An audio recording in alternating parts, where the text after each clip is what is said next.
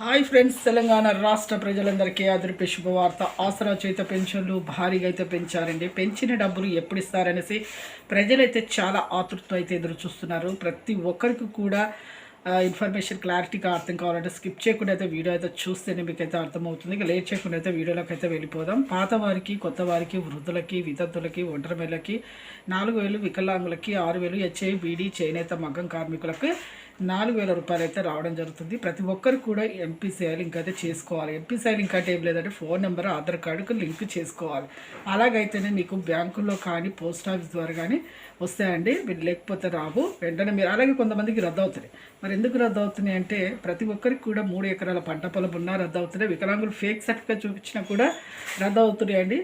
అలాగే ప్రతి ఒక్కరికి కూడా 3 ఎకరాల పంట పొలం అయితే ఉండదని ప్రభుత్వ ఉద్యోగం చేసే పిల్లల తల్లిదండ్రులకు కూడా రద్దు అవుతున్నాయి.